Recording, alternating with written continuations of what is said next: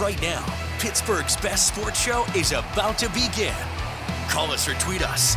We've got things to talk about on the Ireland Contracting Nightly Sports Call.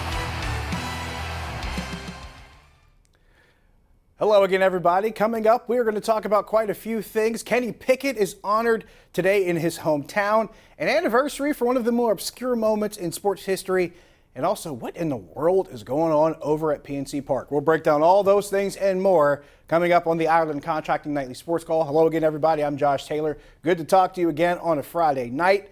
Joining me live in the 93.7 The Fan newsroom, host of the Paul Zeise Show on 93.7 The Fan, also columnist for the Pittsburgh Post-Gazette, Paul Zeise. Paul, let's set the Pirates to the side here for a second because I think the Brewers might have scored another run. They may be up by 3 touchdowns at this point. So we'll set that to the side for the moment.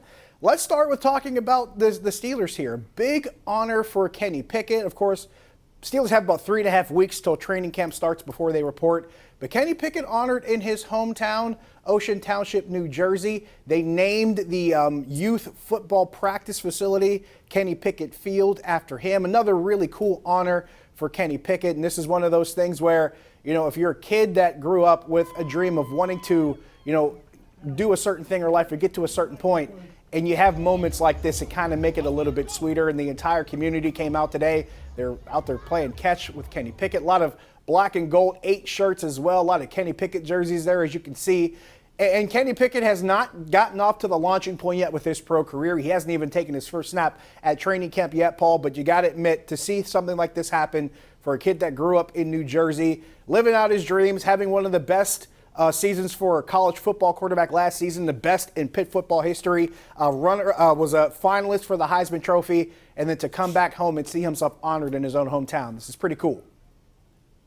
Well, there's no question. I mean, I think that's the biggest thing is you've got a young kid, you know, grew up there, and, you know, the fact that they can name the football field after him, it really makes all of those younger kids that grew up in that are growing up in that community, that will grow up in that community, gives them the idea that, hey, they can achieve their dreams. They can get to wherever they want to go from, you know, just from right there in that little community. So it's great for Kenny Pickett. And I know he's the kind of guy that probably is going to be actively involved and give back quite often. And I think that's the big thing with him is he's been very, very active in giving back and in being a part of the community and in, you know, mentoring young people and stuff like that. So, I mean, he's an easy guy to root for. And I think the other part of it is, you know, his career hasn't even gotten started yet. So imagine if he goes out and does what first-round quarterbacks are supposed to do.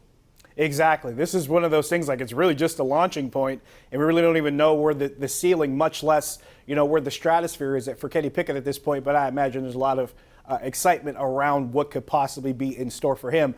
Another place I think this is really helpful, not necessarily the naming of the field in Ocean Township, New Jersey, but the progression of Kenny Pickett's career and the way that it ended and him becoming the first quarterback drafted in this year's draft, going 20th overall this year. It's a big thing for Pitt football, too, because recruits are going to come over to the south side. They're going to show them around and say, hey, look, Kenny Pickett was out here practicing on this practice field over here, and he worked hard enough and did well enough that now he's practicing at this practice field over here, and that's something else that can be possible for you, too. So it's another one of those things where if you're a kid from growing up in New Jersey, you look at it and say, hey, Kenny Pickett did it, I can do it too. But if you're a Pitt recruit coming in, walking into, you know, South Water Street, looking at that facility on the south side and saying, okay, we had guys that were practicing over here that are now playing in other places, but there's a guy over there that was just over here not too long ago. I think that's a big selling point for Pat Narduzzi and the Panthers program.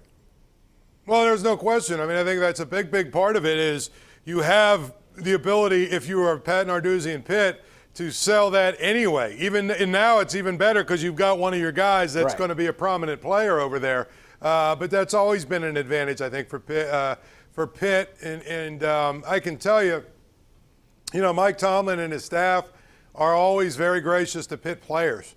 So, you know, you get a chance to talk to Mike Tomlin or, you know, whoever else is on the staff, if you're in the cafeteria or you're walking through the parking lot or whatever. Those guys apparently are really good to Pitt players. So, you know, you have that extra little bit of an edge if you're Pitt.